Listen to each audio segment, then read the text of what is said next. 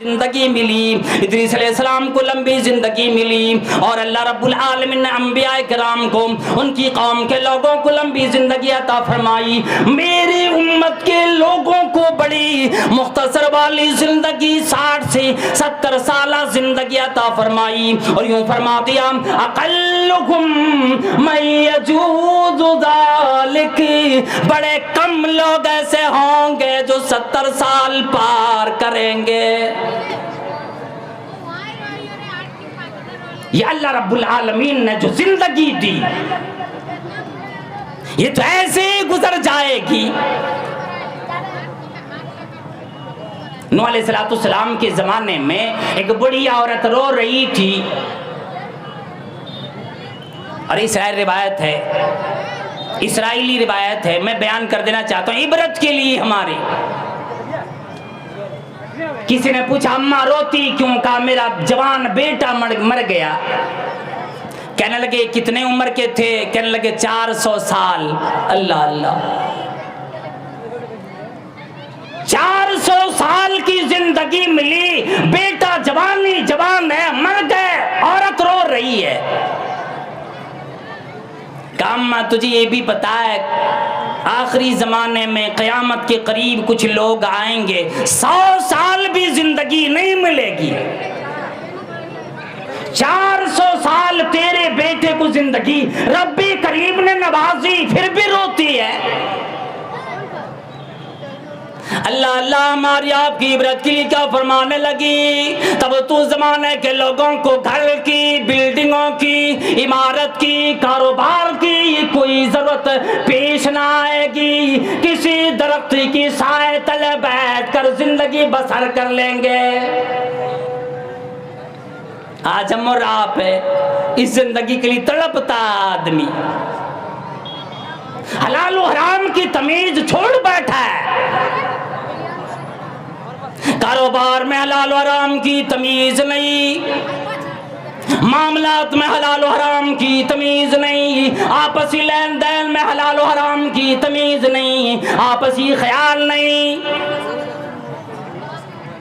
یوں ہی یہ سمجھ بیٹھتا ہے کہ دنیا لے لو۔ کسی نے کیا خوب بتلا دیا کہ منہ دیکھ لیا آئینے میں، پر داغ نہ دیکھا سینے میں، منہ دیکھ لیا آئینے میں، پر داغ نہ دیکھا سینے میں، اور دل ایسے لگایا جینے میں، مرنے کو مسلمان بھول گئے۔ آج ہماری زندگی کیسے بنی؟ اپنی زندگی کو بھلا بیٹھے۔ عمر بن خطاب رضی اللہ تعالیٰ عنہ جو اپنے زمانے کی امیر بنے، نبی علیہ السلام پر ایمان لانے والے، اور پھر ایسے جلالی صحابی جنہوں نے حالت کفر میں بھی ویسے دل رانہ کام کیا، ایمان لے آنے کی بعد اعلان فرمایا آج کے بعد یہ اسلام دب کر نہیں رہنے والا، جن کے بارے میں اللہ کے نبی صلی اللہ تعالی علیہ وسلم نے دعا فرمائی الہی دین کو مضبوط کر دے۔ عمر کے ذریعے سے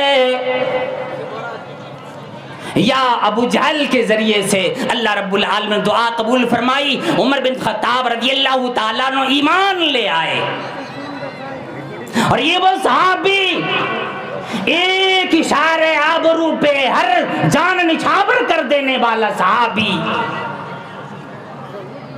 ایک مرتبہ نبی علیہ السلام اپنے ازواج مطہرات سے، میری ماں بہنیں اگر میری بات سن رہی ہو تو ذرا غور کرو اس بات پہ بھی، میں بتلا دوں۔ ازواج مطہرات نے جب دیکھا کہ غزوات نبی علیہ السلام جیتے جا رہے ہیں، مال غنیمت آ رہی ہے، تمام ازواج مطہرات نے بیٹھ کر یہ مشورہ کیا چلیں ہم بھی اپنے شوہر سے، امام الانبیاء سے کچھ مانگ لیتے ہیں۔ اور مانگنے کی بات دنیا کی دنیا بھی زیب و زینت کی ساری آ کر بیٹھ گئی اور مانگنے لگی نبی علیہ السلام مجھے بھی دے دیں. کسی نے ہار مانگا, کسی نے کپڑے مانگے, زیب و زینت کے سامان مانگے. اللہ اکبر. کملی والی اتنے ناراض ہوئے, پورے 1 مہینے عربی کے حساب سے 1 مہینے اپنے ازواج سے, اپنی بیویوں سے, ازواج مطہرات سے الگ رہنے کو ٹھان لی, کوئی بات نہیں کرنی. اور چلے گئے اپنے کمرے مبارک میں. وہیں پر عمر فاروق رضی اللہ تعالیٰ عنہ کو پتہ لگا, دوڑے دوڑے آئے اور شاید سمجھ لی کہ آپ صلی اللہ علیہ وسلم نے ازواج مطہرات کو شاید طلاق دے بیٹھے, شاید طلاق دے بیٹھے. نبی علیہ السلام جب چلے گئے, آپ ایک معمولی سی اسی طرح چٹائی پہ آپ لیٹے ہوئے, عمر رضی اللہ تعالیٰ عنہ تشریف لے گئے. وہ کہنے لگے کہ میں جا کر کمرے میں فجلستو, میں نبی علیہ السلام کے پاس جا کر کمرے میں بیٹھ گیا. نبی علیہ السلام بھی اٹھے, میں نے آپ کے جسم مبارک پر نشانات دیکھے. فرمایا فبتدرت عینایا, میری آنکھیں بھر آئی, رونے پہ آنکھیں مجبور ہو گئی, میں رونے لگا, آنسوؤں کو آنکھیں روک نہ پائی. وہ جلالی صحابی جو زیادہ رونا چاہتے تھے رو نہیں پاتے, نبی علیہ السلام کی شان مبارک دیکھ کر, آپ صلی اللہ علیہ وسلم کی وہ حالت دیکھ کر رونے لگے. نبی علیہ السلام نے فرمایا وما یبکیک یا ابن الخطاب, اے ابن خطاب تیری آنکھ میں آنسو کیوں آئے, کیوں روئے؟ وجہ تو بتلاؤ, دنیا کی سامنے اعلان کرو, بتلاؤ. وما یبکیک,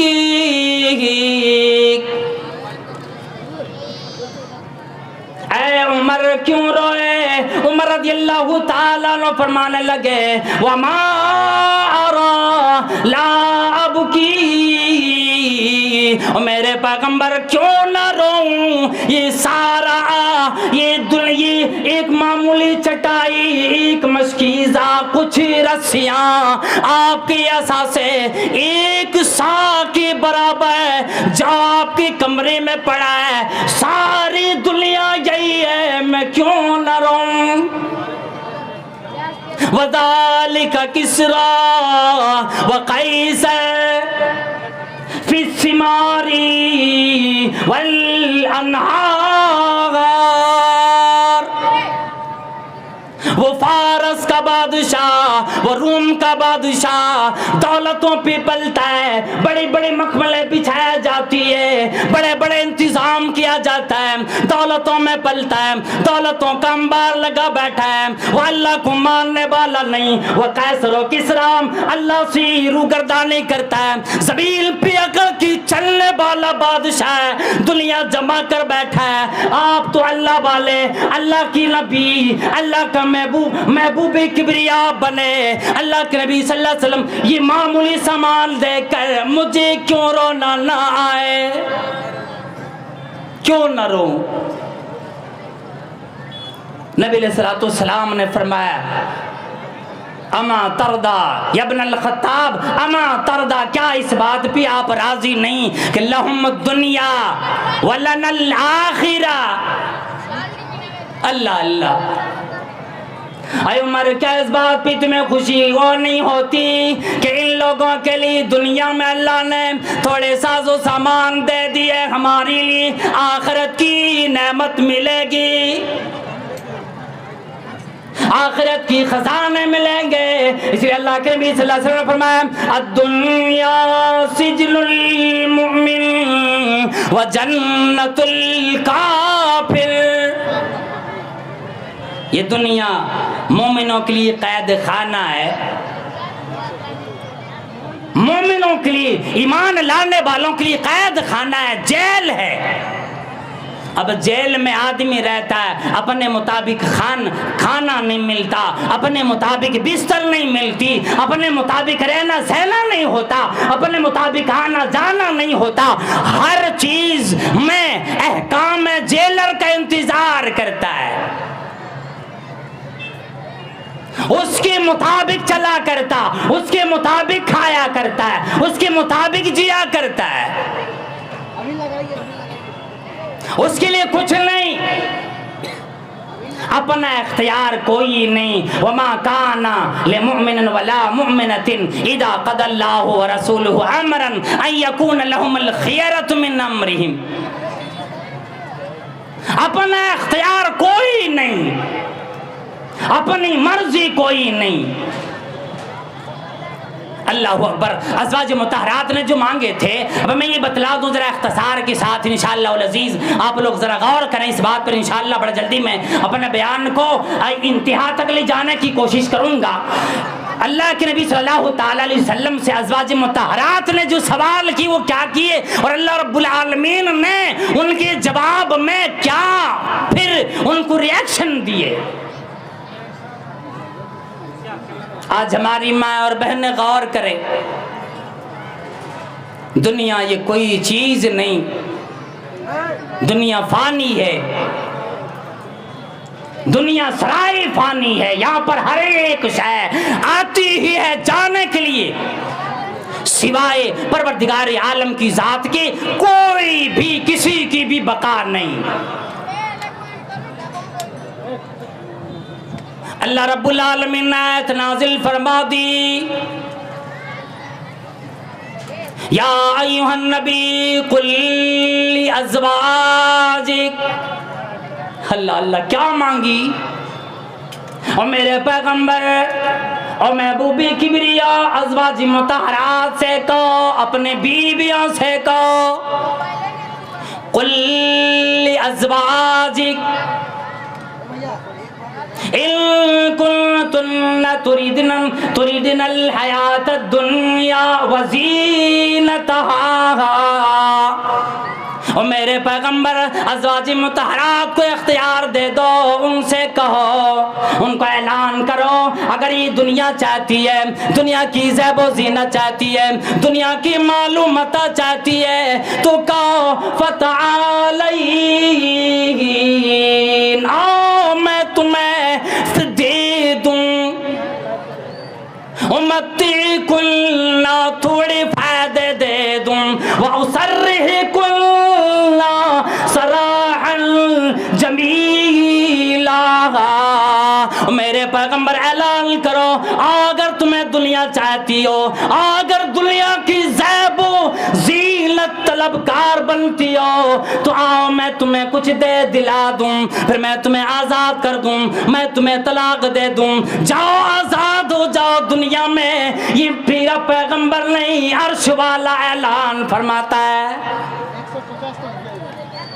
نبی کی بیویاں ہو کر یہ سمجھا دیتے، کہہ دیتی تیری ٹھیک نہیں، لیکن اجازت دے دی، اگر تمہیں چاہیے عقل پہ کام لے لو اور دنیا لے جاؤ، دنیا کی مال و متاع لے جاؤ، زیب و زینت لے جاؤ، دنیا والوں کو تو نے دیکھی سوال میرے پیغمبر سے کیا، لے لو،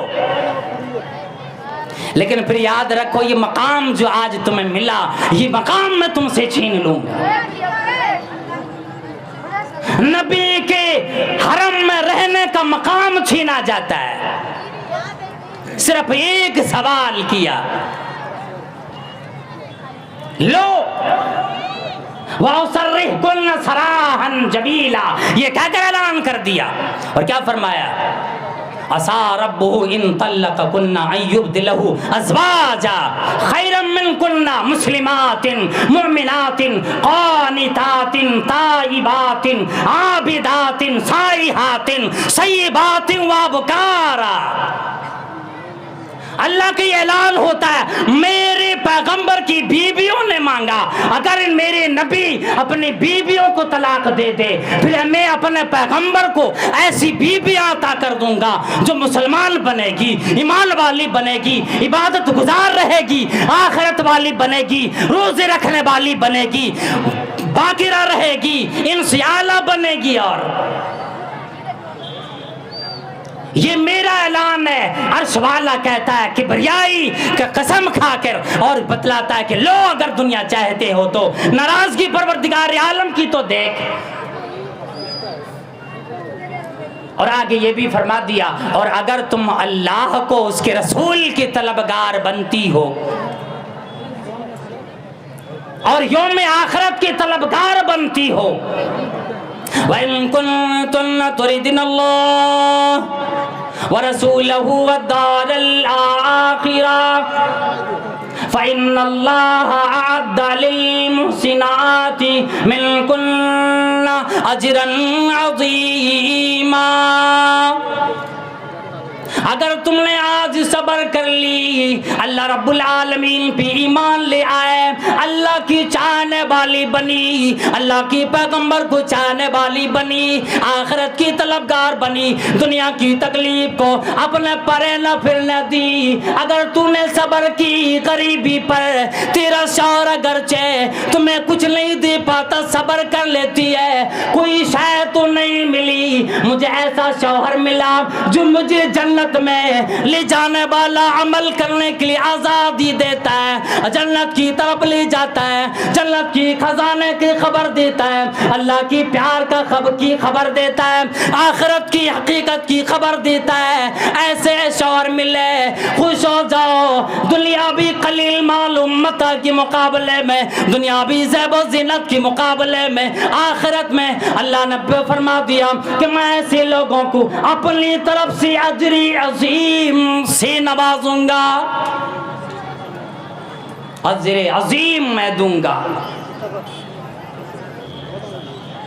کون تھی ہماری ماں و بہنوں، اگر آپ کی شوہر غریب ہیں، کماتے ہیں، کوششیں کرتے ہیں، اس کے باوجود تمہارے اختیار کے مطابق، تمہارے خواہشات کے مطابق تمہیں اگر دے نہیں پاتے، صبر تو کر لے، اپنے شوہر کو صبر تو دلا۔ اس لیے کہ دنیا ہے ہی ایسی چیز کہ دنیا جب آ کر کے دل میں بس جایا کرتی ہے پھر آخرت برباد ہو جاتی۔ دنیا ہاتھ میں رہ ٹھیک ہے، دل میں آ جاتی، آنکھوں میں آ جاتی تو اس کی آخرت برباد ہو جاتی ہے۔ دنیا کی خواہشات کبھی ختم نہیں ہوتی، اس لیے کہ ہزاروں خواہشیں ایسی کہ ہر خواہش پہ دم نکلے، ہزاروں خواہشیں ایسی کہ ہر خواہش پہ دم نکلے، اور بہت نکلے میرے ارمان لیکن پھر بھی کم نکلے۔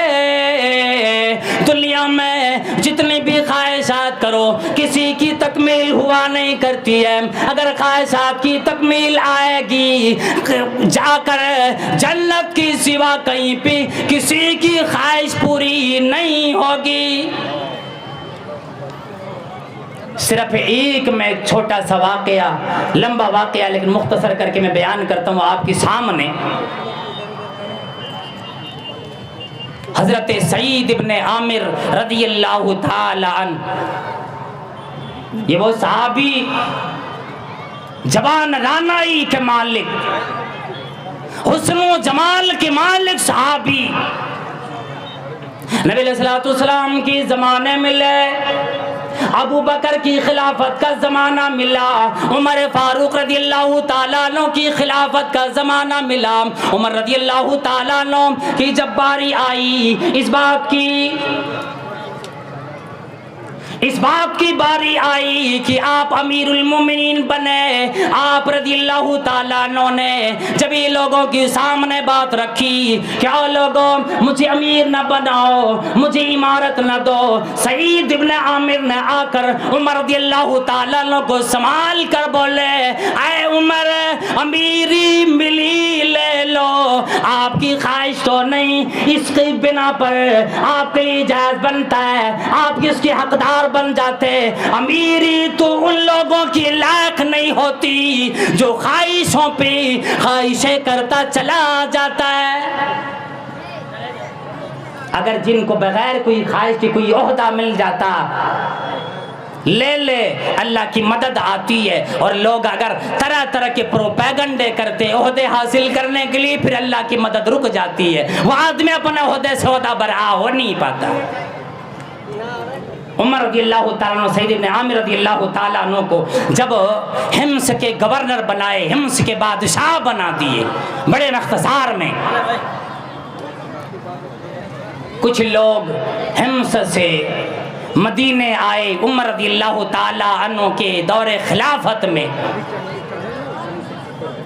عمر رضی اللہ تعالیٰ عنہ کی سامنے آئے، آپ رضی اللہ تعالیٰ عنہ کہنے لگے حمص میں غریب لوگوں کی ایک فہرست بناؤ، مسکینوں کی فہرست بناؤ، غریبی میں فاقہ کشی میں زندگی گزارنے والوں کی فہرست بنا کر مجھے دو، اس لیے دو کہ میں کچھ ساز و سامان بھیجوں، کچھ اس کے لیے دینار و درہم بھیجوں، میں امیر ہوں، میرا فرض بنتا ہے ان کا بھی خیال میں رکھوں۔